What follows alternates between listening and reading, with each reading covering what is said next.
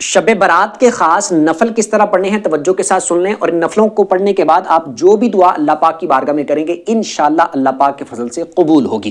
6 نفل آپ نے پڑھنے ہیں اور 2 کر کے پڑھنے ہیں۔ 15 شعبان کی رات کو شب برات کو مغرب کے بعد آپ نے پڑھنے ہیں۔ مغرب کی نماز پڑھنے کے بعد 2 کر کے 6 نفل آپ نے پڑھنے ہیں۔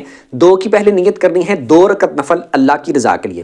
اللہ اکبر کہہ کے ہاتھ باندھ لیے، سب سے پہلے پڑھیں سبحانک اللہ، اس کے بعد پڑھیں اعوذ باللہ من الشیطان الرجیم بسم اللہ الرحمن الرحیم پڑھ کے الحمدللہ، اس کے بعد پھر بسم اللہ پڑھ کے آپ نے قل هو اللہ پڑھنی ہے، چاہے تو 1 بار پڑھ لیں چاہے تو 3 بار پڑھ لیں، آپ کی مرضی ہے۔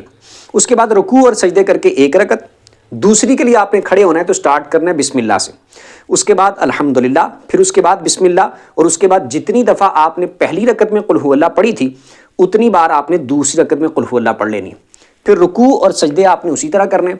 التحیات پہ بیٹھ جانا ہے، التحیات پڑھ کے درود پڑھ کے دعا پڑھ کے سلام پھر کے آپ نے 2 نفل پورے کر لینے، اور یہ 2 نفل پڑھنے کے بعد آپ نے ہو سکے تو 1 بار سورہ یاسین پڑھ لینی ہے، اور اگر سورہ یاسین نہیں تو 21 بار آپ نے قل هو اللہ یعنی سورہ اخلاص آپ نے پڑھ لینی ہے۔ اس کے بعد پھر آپ نے اللہ کی بارگاہ میں دعا کرنی ہے، جو بھی جائز دعا آپ کرنا چاہیں، درازی عمر بالخیر کی اپنے لیے، اپنے گھر والوں کے لیے، یا جو بھی آپ جائز دعا اللہ کی بارگاہ میں کرنا چاہیں وہ دعا کر لینی۔ اس کے بعد پھر آپ نے اٹھ کے سیم اسی طرح نیت کر کے 2 نفل پھر پڑھنے۔ اس کے بعد پھر آپ نے بیٹھے بیٹھے اسی طرح سورہ یاسین یا پڑھ لینی ہے، یا پھر 21 بار سورہ اخلاص یعنی قل هو اللہ آپ نے پڑھنی ہے۔ اس کے بعد پھر آپ نے اللہ کی بارگاہ میں دعا کرنی ہے، جو بھی جائز دعا آپ کرنا چاہیں، رزق میں برکت کے لیے کر لیں یا جو بھی آپ دعا جائز کرنا چاہیں کر لیں۔